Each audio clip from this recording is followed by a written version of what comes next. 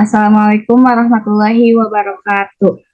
Selamat siang, salam sejahtera bagi kita semua. Sampurasun. Izin memperkenalkan diri, nama saya Linda Mafira dengan NPM 205060003. Di sini saya sebagai moderator sekaligus pemateri pertama. Sebelumnya, terima kasih kepada Ibu Dr. Siti Mariam Rohimah, MPD, selaku dosen mata kuliah Psikologi Guru. Pada kesempatan kali ini, kelompok 5 akan memaparkan materi yang berjudul kondisi emosional guru. Sebelum ke pematerinya, saya akan memperkenalkan dulu anggota kelompok 5.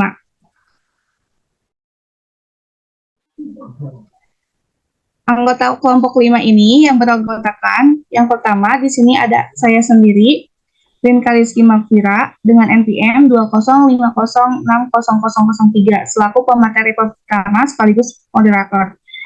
Yang kedua ada Liani Hafsiah dengan NPM 205060019 selaku pemateri kedua. Dan yang terakhir ada Rindiani Hayati dengan NPM 205060040 selaku pemateri ketiga.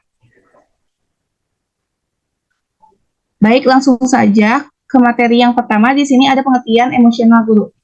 Emosional guru, kondisi emosional yang dialami oleh guru dalam melaksanakan tugasnya sebagai pendidik. Emosi yang dialami seorang guru dapat berupa perasaan positif seperti senang, gembira, bangga, atau perasaan negatif seperti stres, frustasi, cemas, dan kelelahan. Kondisi emosional guru dapat dipengaruhi oleh banyak faktor seperti tekanan dari lingkungan kerja, beban tugas yang berat, dan interaksi dengan siswa dan rekan kerja. Emosi guru sangat penting karena dapat mempengaruhi kinerja guru dalam melaksanakan tugasnya. Seorang guru yang memiliki emosi positif cenderung memiliki motivasi yang tinggi dalam mengajar dan memberikan dampak yang baik pada siswa.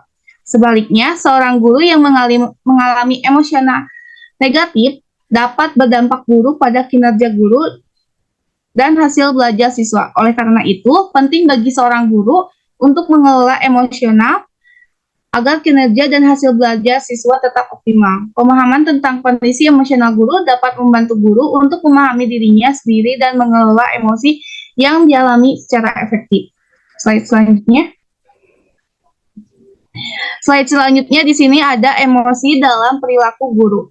Emosi dalam perilaku guru ini sering dikatakan bahwa emosi dan perasaan merupakan bahan bakar dari dinamika perilaku pada keseluruhan kehidupan. Bahan bakar yang dapat dikendalikan dengan tepat akan menimbulkan dinamika perilaku yang baik dan efektif. Apabila emosi berfungsi secara sempurna, maka sesuai dengan maksudnya, emosi akan menimbulkan gerakan dan arahan yang baik dan benar.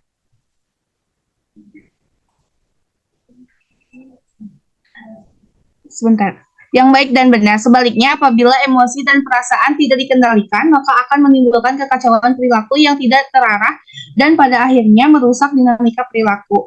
Misalnya, apabila seorang suami marah kepada istrinya, maka terjadi tindakan kekuatan terhadap istrinya atau arahan.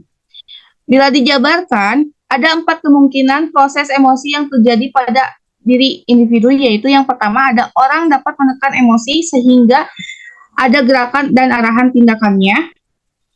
Yang kedua, ada orang tidak memiliki kemampuan yang memadai untuk mengendalikan gerakan dan arahan tindakannya. Yang ketiga, orang digerakkan oleh emosi tetapi tidak memiliki arah. Yang keempat, orang digerakkan oleh emosi tetapi dengan arah yang salah. Karena emosi menimbulkan gerakan dan arahannya, maka guru perlu memberikan label yang tepat terhadap gejala emosi siswa dan juga dirinya sendiri. Dalam kenyataannya, seringkali guru atau orang pada umumnya menggunakan sebutan genetik atau generik untuk menyebutkan emosi bermasalah, seperti sebutan perasaan cemas, gugup, tegang, tertekan, dan sebagainya.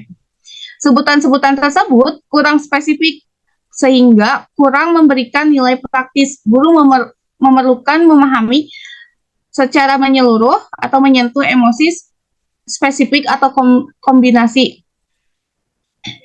Baik, saya serahkan kepada pemateri selanjutnya.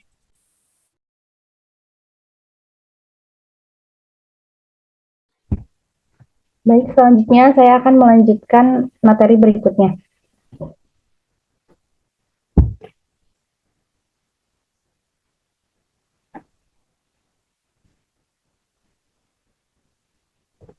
ada reaksi-reaksi konstruktif dan destruktif. Dalam melaksanakan tugasnya, guru dapat memberikan reaksi konstruktif terhadap rasa hati terluka dengan cara-cara yang produktif melalui 4 tahap. Itu yang pertama ada mengakui diri hati terluka, yang kedua mencoba mencari arti dari rasa luka itu, misalnya dengan memberikan ungkapan apakah rasa luka ini akan mempengaruhi hubungan saya. Yang ketiga mencari serta menemukan penyebab dari luka itu sendiri. Dan yang selanjutnya yaitu melakukan upaya untuk menghindari perasaan luka agar tidak terjadi di masa yang akan datang. Di samping timbulnya reaksi konstruktif, hati terluka dapat menimbulkan reaksi-reaksi deduktif, yaitu menimbulkan gangguan hambatan dalam keseluruhan perilakunya. Yang selanjutnya ada masalah yang timbul. Itu akan timbul apabila individu mengalami rasa takut yang berlebihan, atau kurang pada tempatnya, atau tanpa alasan yang jelas, atau tidak memiliki kepekaan terhadap rasa takut. Keadaan itu dapat menimbulkan hambatan dalam keseluruhan perilaku, dan bahkan dapat mengarah kepada timbulnya gejala-gejala gangguan mental. Sudah tentu kalau keadaan ini dibiarkan terus-menerus, maka akan menimbulkan berbagai hambatan dan kekacauan kehidupan dalam situasi. Selanjutnya.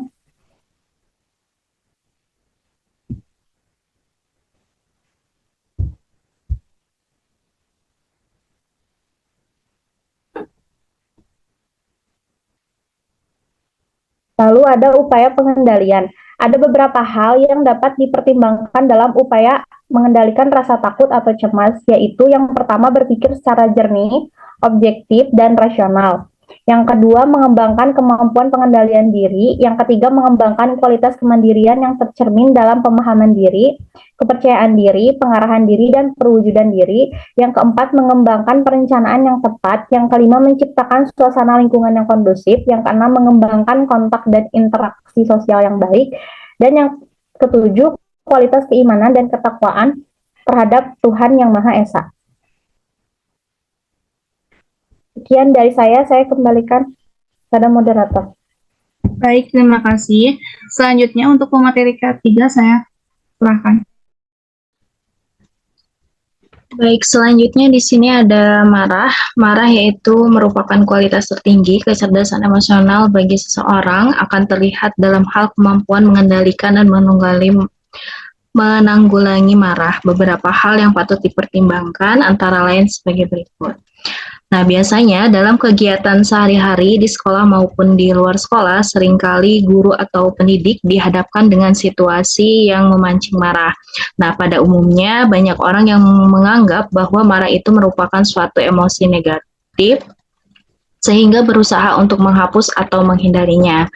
Sebagai akibatnya, mereka berusaha menghindari keadaan marah atau menggunakan sebutan sinonim yang dirasakan kurang mengancam seperti kekacauan, frustasi, kecewa, bingung, terganggu, jengkel, sakit hati, dan sebagainya.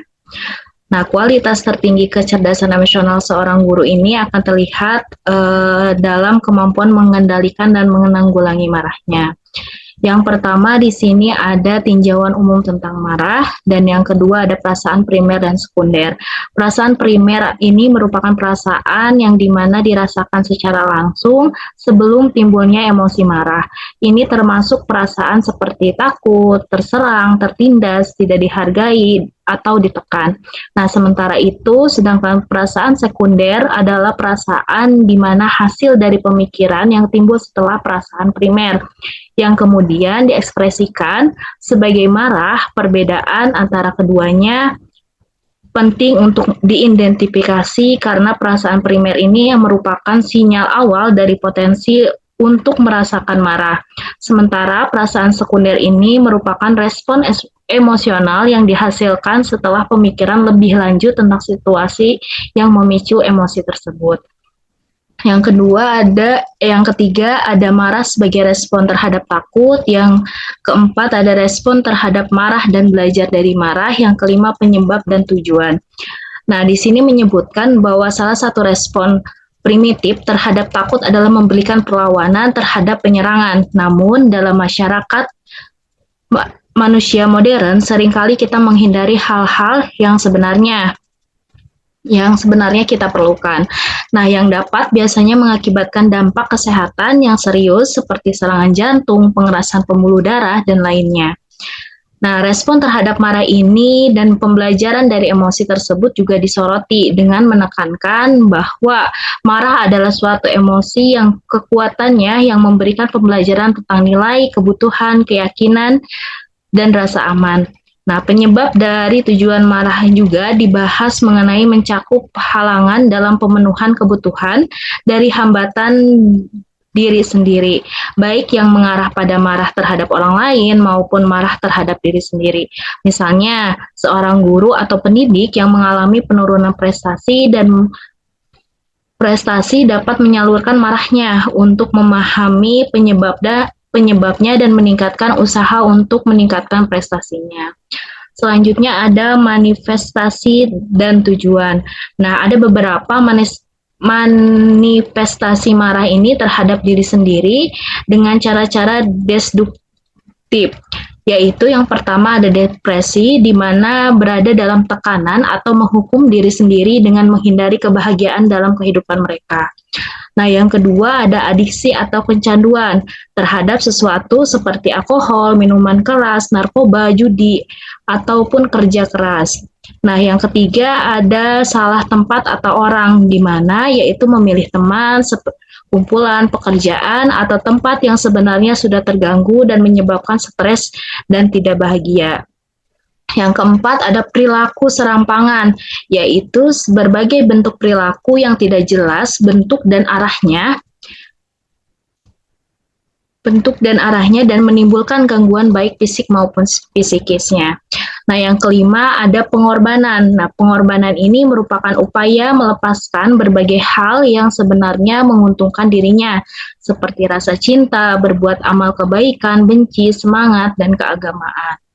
Nah, yang selanjutnya ada canggung atau kikuk, yang dimana menampilkan perilaku yang serba salah meskipun terhadap fisik, seperti menjadi kurus dan gemuk atau menyebabkan canggung atau kikuk yaitu menampilkan suatu perilaku yang serba salah meskipun sebenarnya mampu berbuat secara benar. Nah, yang selanjutnya itu manifestasi fisik, di mana orang dengan kemarahan diri sendiri kadang-kadang sangat berpengaruh terhadap fisik seperti menjadi kurus dan gemuk atau menyebabkan berbagai masalah kesehatan seperti sakit perut, sakit kepala, masalah seksual, dan gejala-gejala histeris termasuk pingsan, menyerang orang lain, mati rasa, tuli, dan buta. Nah, sedangkan yang selanjutnya ada degradasi perilaku, artinya adapun perilaku yang nampak dari adanya perilaku ini merupakan rasa malu yang diikuti dengan penyalahan terhadap diri sendiri. Nah, dengan penurunan emosi fisik atau gangguan seksual. Selanjutnya ada manifest marah terhadap pihak lain. Yang pertama ada moralisme, yaitu di mana memanifestasikan marah dengan mengesampingkan moral untuk merendahkan orang lain. Sedangkan hostile talk atau sindiran yaitu ungkapan marah dalam bentuk ejekan, sarkasme, kritik yang merusak, gosip, dan lain-lain.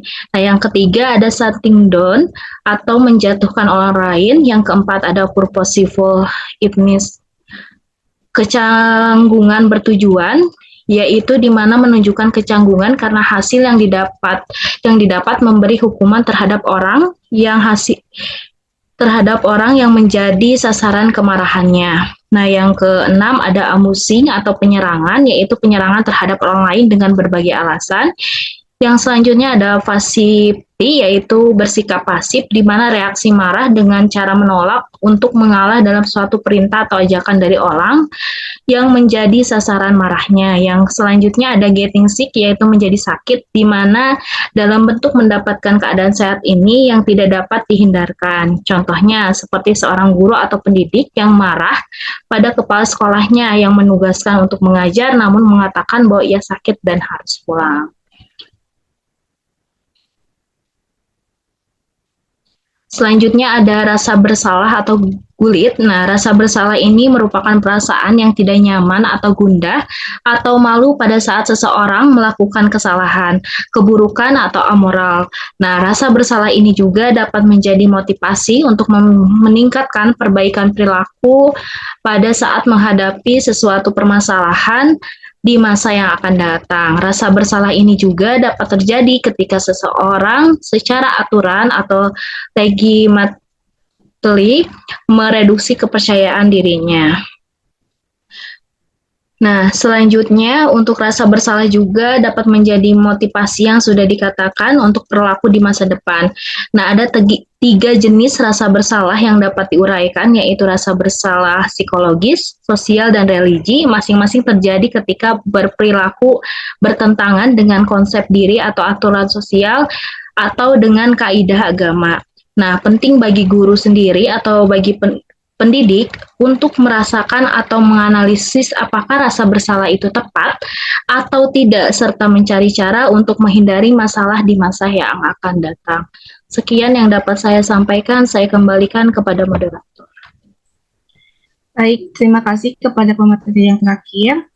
Sekian pemaparan materi kelompok 5 yang bisa kami sampaikan. Mohon maaf bila ada tutur kata yang kurang berkenan. Semoga materi presentasi yang kami sampaikan dapat bermanfaat bagi kita semua. Sekian dan terima kasih. Wassalamualaikum warahmatullahi wabarakatuh.